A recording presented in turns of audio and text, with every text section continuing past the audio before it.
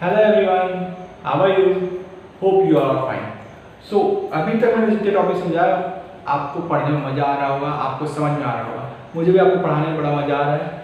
ठीक है, तो हम जो टॉपिक पढ़ रहे थे लास्ट में, थ्योरी या डिमांड ऑफ थ्योरी, ओके, उसी को हम आगे लेके चलते हैं।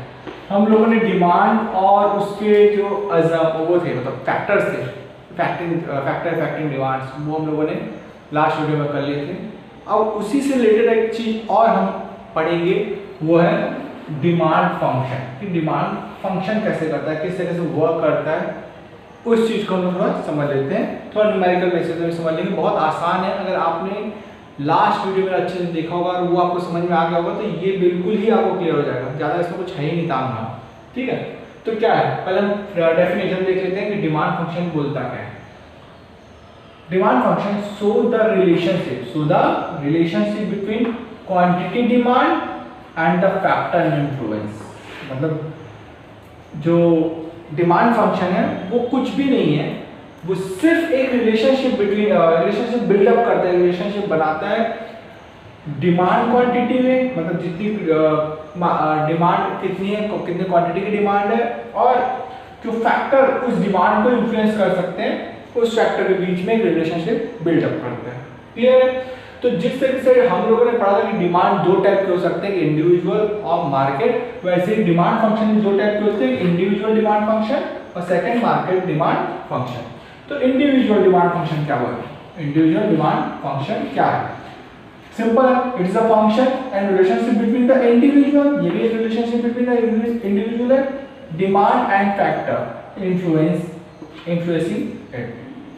तो इंडिविजुअल डिमांड फैक्टर और कुछ नहीं है, वो भी एक फंक्शन रिलेशनशिप है इंडिविजुअल के बीच में, इंडिविजुअल डिमांड के बीच में, और फैक्टर जो उसको इन्फ्लुएंस करते हैं उन दोनों के बीच में ये एक रिलेशनशिप बिल्ड करता है। ठीक है, उसको न्यूमेरिकल बेसिस में कैसे लिखें? सिंपल है, बहुत ही आसान न्यूमेरिकल बेसिस में लिखना। पहले हम लिखेंगे डिमांड फंक्शन। अब देखिए यहाँ पे डिमांड फंक्शन dx, ठीक है। उस dx के बाद हम लिखेंगे ये फंक्शन, ब्रैकेट में जो भी फैक्टर इन्फ्लुएंस करते थे, हम लोगों ने पढ़ा है लास्ट में, जो भी फैक्टर इन्फ्लुएंस करते थे डिमांड को, उन सबको हमको लिखना है। जैसे px, pr, py, मतलब px मतलब यहाँ लिखा है प्राइस, px मतलब प्राइस, ये लिखा है px का, px price of a x commodity. पहले dx देख ले, dx क्या होगा? Demand of a x commodity, कितनी डिमांड है वो किसके इक्वल होगी? फंक्शन के। फंक्शन और फंक्शन किस किस को इन्फ्लुएंस कर सकते हैं? उस फंक्शन को कौन कौन इन्फ्लुएंस करेगा? पहले price of a commodity px, दूसरा pr price of a related good, y income of a consumer, t taste and preference, और f expectations of a change in a price in future. Future में जो price change करने वाले वो 1 2 3 4 5, यही 5 factor हम लोगों ने पढ़ा था लास्ट वीडियो में, और वही 5 को आपको एक सिंबल के बेसिस में आपको शो कर देना है। डिमांड को dx पे, प्राइस ऑफ अ कमोडिटी को px में, रिलेटेड गुड्स को pr में, इनकम को y में, टेस्ट एंड प्रेफरेंस को t में, और फ्यूचर जो प्राइस होगी, चेंज इन फ्यूचर प्राइस को f में। और कुछ भी नहीं है, बस यही डिमांड फंक्शन है।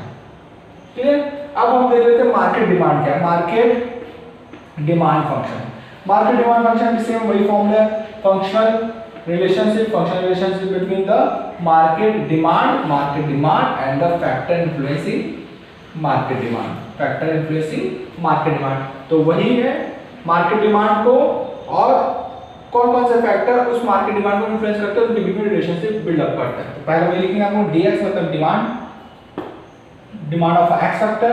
उसके बाद सारी पांचों के पांचों चीजें जैसे हम पढ़े थे, ये पूरा का पूरा वैसी का वैसे आ जाएगा, और इसके नीचे मैंने यही लिखा है, आप चाहो तो लिख सकते हो, यही सारी चीजें आएगी, यही सारी चीजें आपको लिख देनी है वापस। ठीक है, कि px किसको डिनोट करता है, pr किसको डिनोट करता है, y किसको डिनोट करता है, t किसको करता है, f किसको करता है। उसके बाद तीन अलग हमने पढ़ा था मार्केट डिमांड में, वही हमको लिखना है PO, S and D। तो PO means size and composition of population, S denote for season and weather, and D denote for distribution of income। बस ये कर लीजिए, ये आपका कंप्लीट हो गया डिमांड फंक्शन। यहाँ पे अगर आपको कोई डाउट हो तो कमेंट में मुझसे पूछ सकते हैं। ठीक है, मैं बिल्कुल आपका डाउट्स क्लियर करूंगा मैं, इसलिए तो ये डिमांड फंक्शन टॉपिक कंप्लीट हो जाता है। तो हमने जो थ्योरेटिकल बेसिस था डिमांड का वो हमने पढ़ लिया। अब हम उसका टेबुलर फॉर्म, मतलब कुछ स्केड्यूल्स और टेबुलर देखेंगे, टेबुलर फॉर्म को देखेंगे, और फिर हम ग्राफिकल मेथड से डिमांड को समझ लेंगे और ये चैप्टर कंप्लीट हो जाएगा।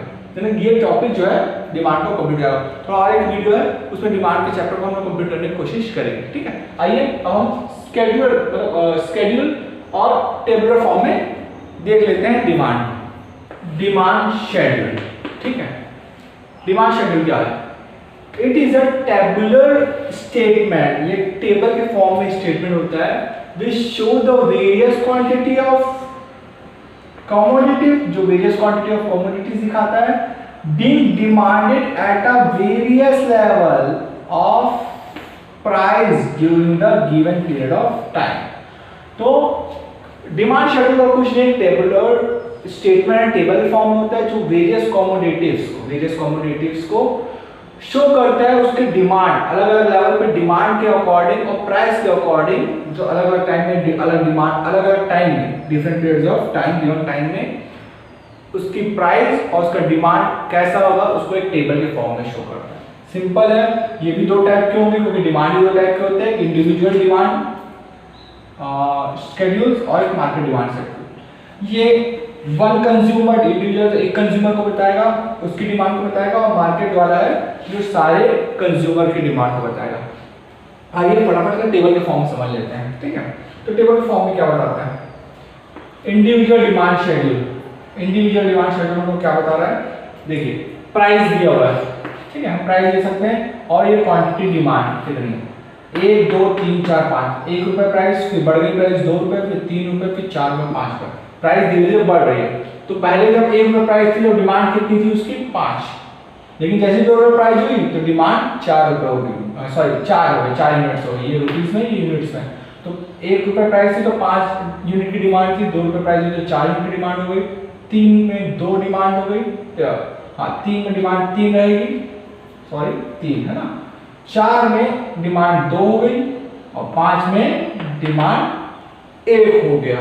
तो जैसे जैसे प्राइस इंक्रीज हुई वैसे वैसे डिमांड कम होता गया as an individual demand schedule में। सिंपल सी बात है भैया, जिसकी प्राइस बढ़ जाएगी तो हम उतनी चीजें नहीं खरीदेंगे जो पहले खरीदते थे। प्राइस जैसे जैसे घटेगी वैसे वैसे डिमांड भी बढ़ती जाएगी। इसके बारे में हम लोग ऑलरेडी पिछले वीडियो में बात कर चुके हैं। अब आओ देख लेते हैं कि मार्केट डिमांड शेड्यूल कैसे वर्क करता है। मार्केट डिमांड शेड्यूल सेम है, इसमें हम 2 कमोडिटी को लेकर चलेंगे। आपको याद होगा पिछले वीडियो में हम सिंगल कमोडिटी और 2 कमोडिटीज को लेके ही हमको पूरा ये बुक में या पूरे क्लास में हम लोग का इस साल पढ़ना है। तो प्राइस सेम वही है, प्राइस 1 2 3 4 5, जैसे प्राइस बढ़ना चाहती है बढ़ रही है, ठीक है।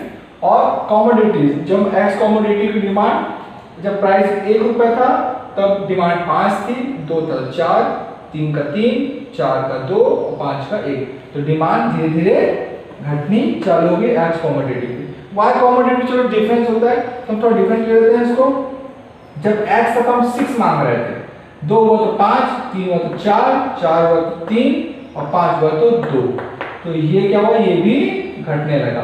तो ये दोनों की डिमांड घट रही। तो मार्केट डिमांड क्या होगा? मार्केट डिमांड कुछ नहीं है, मार्केट डिमांड एक्स और वाई को प्लस कर लेना है, demand of X plus demand of Y. तो सिंपल लिखना है आप लोगों को, क्या लिखना है,